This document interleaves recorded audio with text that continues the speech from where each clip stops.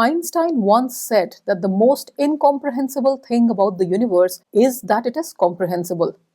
In this episode, we learn about simple observations which allow us to ask fundamental questions about the origins of the universe, like what type of universe are we living in, where have we come from, and where are we going. It is incredible that we can get scientific and logical answers to these questions, and in many cases, supported by the observations of the universe itself. In this episode, we'll start with our first introduction to the field of cosmology, where we'll talk about the universe at large and not its constituents, stars and galaxies. So let's begin.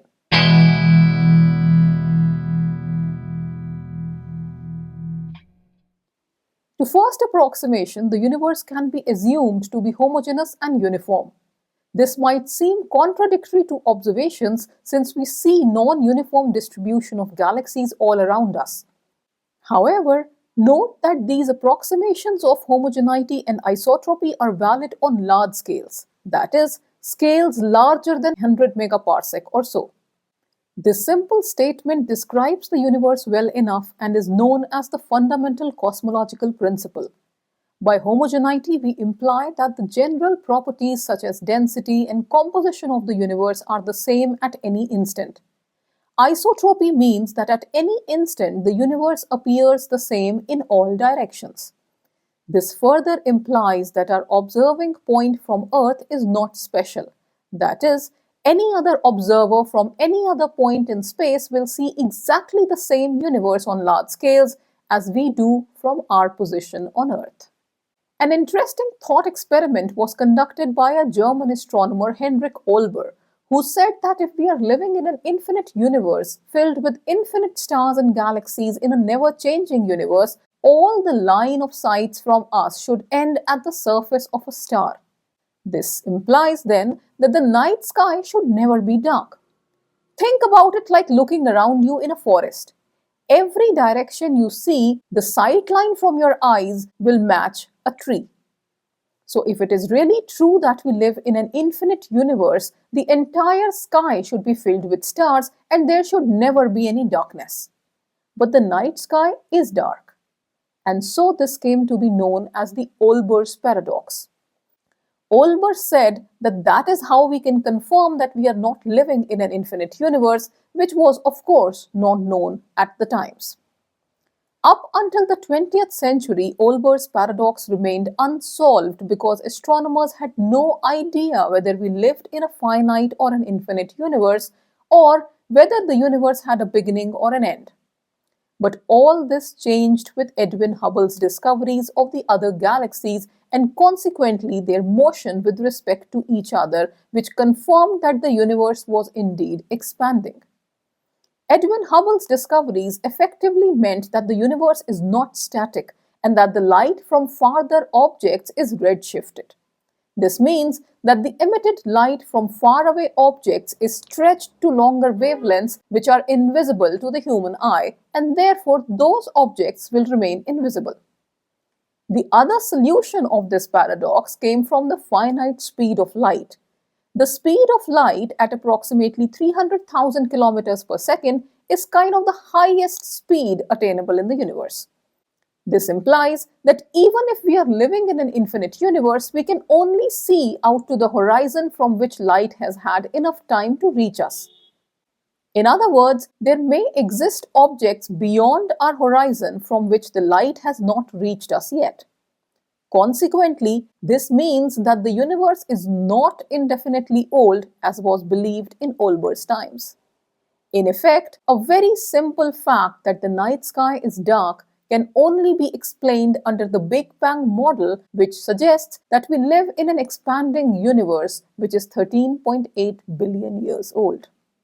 It has been argued that the Hubble's law is a natural outcome of an expanding universe that is both isotropic and homogeneous. To show that the expansion of the universe appears the same to all observers at all locations, let Earth be at the origin of a coordinate system as shown here. Let's consider two galaxies A and B located at positions RA and RB respectively. According to the Hubble's law, the recessional velocities of the two galaxies are described by the vectors VA is equal to H naught RA and VB is equal to H naught RB. The recessional velocity of galaxy B as seen by an observer in galaxy A will therefore be given by the difference between VB and VA, which comes out to be H naught into RB minus RA. So the observer in galaxy A sees all the other galaxies in the universe moving away with recessional velocities described by the same Hubble law as on Earth. Even though the value of the Hubble constant H naught is assumed to be the same for all observers, it is actually a function of time. Let's say the present time is T naught.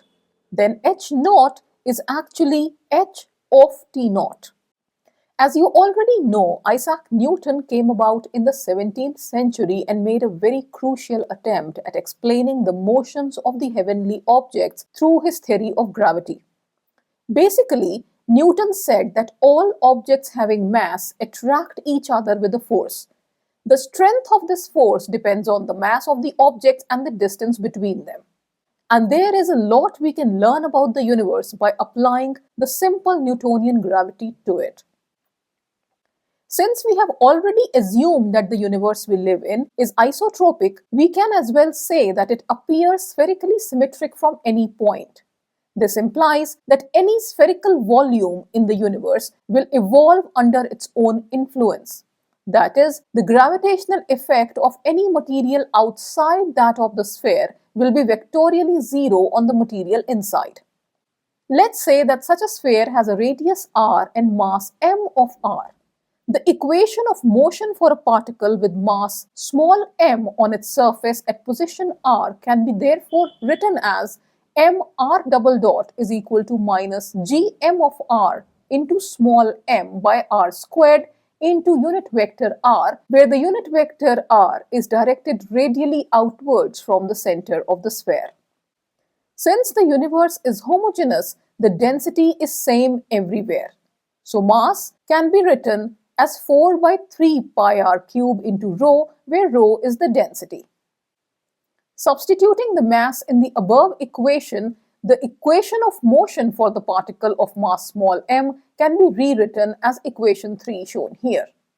Since the universe is expanding, we can define a dimensionless scale factor as capital R of t as the ratio of small r of t divided by small r of t naught.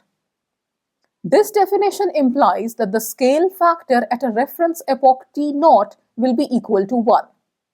Also, for an expanding universe, the scale factor capital R is always less than 1 for time t less than t naught, and it is always greater than 1 for time greater than t naught. It is trivial to show that the scale factor is related to the Hubble's constant with a very simple relation of 1 by r into dr by dt. Equation 8 therefore says that if density is non-zero, r double dot will be non-zero as well. This is beautiful because in other words, this means that a universe with matter can never be static. It will either be contracting or expanding, because this is the same equation which will govern the motion of a ball thrown up in the air and implies that it will either be going up or coming down under the influence of Earth's gravity, and it will never be stationary. As the universe expands, the volume which is proportional to the cube of the scale factor will have its density changed as given by this expression. Substituting this equation 7 back into equation 6, we can get a new equation of motion given as r double dot is equal to minus 4 by 3 g rho naught by r square. To integrate this equation of motion, multiply it with r dot on both sides like so.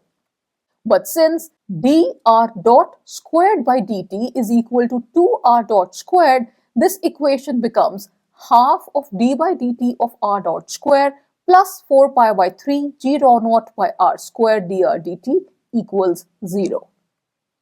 Multiplying throughout by 2 and using the fact that 1 by r squared into dr by dt is nothing but minus d by dt of 1 by r, we can rewrite equation 10 as shown here implying that the quantity in bracket is always 0. We can set it to some constant k and get the new equation as r dot squared is equal to 8 pi by 3 g rho naught by r minus k. Further integration of this equation would depend upon the value of k, and that is where the fun begins. When k is equal to 0, this equation 11 becomes r dot square is equal to 8 pi by 3 g rho naught by r, which means r dot is always greater than 0, but it approaches 0 as r goes to infinity. Integrating this equation yields r is proportional to t to the power 2 by 3, which means that the universe always expands, but the rate of expansion becomes smaller and smaller. When k is greater than 0, the first term on the right-hand side of equation 11 becomes smaller when r increases, and eventually, at some finite r where r dot is equal to 0, the expansion will stop at some value of r, let's call it r max. Solving equation 11 for this case gives r max is equal to 8 pi by 3 g rho naught by k. This implies that beyond r max, the universe will turn around and begin to collapse. And so this case of k greater than 0 is known as models of a universe which is closed. When k is less than 0, the right-hand side of equation 11 will always be greater than 0. As r becomes very large, the first term on the right-hand side of equation 11 will tend to 0 and r dot square will tend to square root of minus k. But remember, since k is less than 0, minus k is always positive. This implies that the universe continues to expand forever. For ease of visualization, these three scenarios can be represented as shown here. This is analogous to the situation of throwing a ball upward in the air. If the total energy is negative, the ball will return to the earth. If the total energy is positive, the ball will escape the force of gravitation from earth and its speed will remain positive. But if the total energy is 0, the ball will reach infinity, but its speed will approach 0. You can think of k as being related to the energy of the spherical volume of the universe that we started with. Since we know that the universe is expanding, it is natural to ask whether that expansion will continue forever. In other words, whether the universe is closed or open. So we need to measure some quantity which can tell us about this. Going back to our analogy of the ball thrown up in the air, if we know the position and velocity of the ball at any given time, we also need to know its acceleration to know if the ball has sufficient energy to escape gravity. Since the ball is slowing down in our case, we want to know the deceleration of the ball. For the universe, we therefore define a deceleration parameter whose value will tell us whether the universe is open or closed. This deceleration parameter, often represented by q, is defined as minus r double dot divided by r dot squared. Since expansion is slowing down, r double dot is less than 0, and that's why the deceleration parameter is greater than 0. Combining equations 5, 7 and 8 to eliminate r dot and r double dot, one can get the value of the deceleration parameter as 4 pi by 3 g rho by h squared. For k equal to 0, this gives h square is equal to 8 pi by 3 g rho, which means q is equal to half. For k greater than 0, the deceleration parameter tends to infinity as r tends to r max, which means any value of q greater than half will always produce a closed universe. For k less than 0, the deceleration parameter must be greater than 0, so any value of the deceleration parameter falling in the range of 0 to half will always produce an open universe. The deceleration will depend on the density of matter in the universe, so we can define a critical density such that the universe is closed if the density is greater than the critical density and open if the density is less than the critical density. If the density is equal to the critical density, we will encounter the k is equal to 0 case, and the universe is on the boundary between open and closed.